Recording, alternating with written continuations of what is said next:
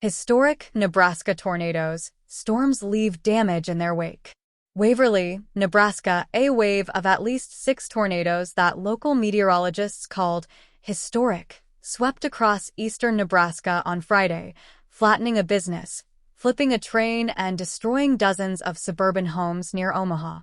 But as of late Friday, officials had confirmed no serious injuries or deaths from some of the worst storms to hit the Omaha area since the May 1975 tornadoes that killed 3 people, injured hundreds, and tore through an area near 72nd and Pacific Streets. A funnel cloud forms in northeast Lincoln on Friday. Aaron Sanderford / Nebraska Examiner.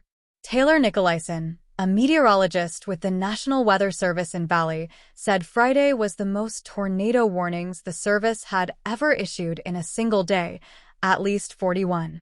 The previous record was May 12, 2023, with 33 warnings. Preliminary reports showed potentially record force for a metro area from the tornadoes that hit Douglas County, meteorologists said. But people will need to verify damage on the ground before classifying tornadoes capable of being stronger than an EF3. This is pretty historic, he said. For people who worry about this type of thing, this was a once-in-lifetime event. This only happens every few decades. But it could still be deadly and dangerous tomorrow. Stay out of damaged areas. Douglas County reported dozens of damaged homes in the Elkhorn and Bennington areas. Waterloo also saw significant damage. Authorities urged people to stay away from the affected areas to allow first responders to do their work. Some residents reported minor injuries. County Sheriff Aaron Hansen urged people in the damaged areas to understand the risks they are taking if they go. These areas are dangerous. Even if you don't see emergency crews actively working in that area, these areas are still dangerous, he said. There could be objects or infrastructure that could injure or kill you. In Omaha, Eppley Airfield reported significant damage to the private plane air service side of Eppley and some damage to airport facilities, but not to the terminal that handles commercial flights, which were still operating. At least 7,000 customers of the Omaha Public Power District were still without power late Friday, mainly because of storm damage to 6 transmission lines and power poles and lines throughout the area. Local hospitals were open and accepting patients. Damage still being tallied.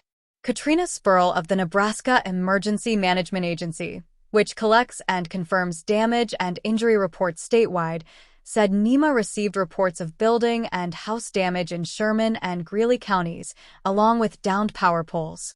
Minor damage was reported in Boone, Buffalo, Butler, Howard, Platte, and Nance counties. Washington County was still assessing its damages late Friday, emergency management officials said. Call 211 with questions. Storm-affected Nebraskans with a need for services, help, or answers to questions that are not emergencies can call 211. Authorities urged people to call 911 only for emergencies. Lancaster County reported at least 12 homes damaged and minor injuries in the Waverly area, where a 31-car train was derailed by a tornado and the same storm system caused a total building collapse of an industrial building housing Garner Industries. 3 people were injured in the collapse, but Lancaster County officials expected all to recover.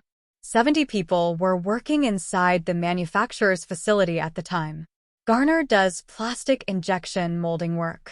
Lincoln saw tornadoes touch down in the southwest and at the northwestern edge of the city. Examiner reporters saw at least 2 funnels touch down just west of Waverly, near 84th Street and Cornhusker Highway, including one that toppled the train.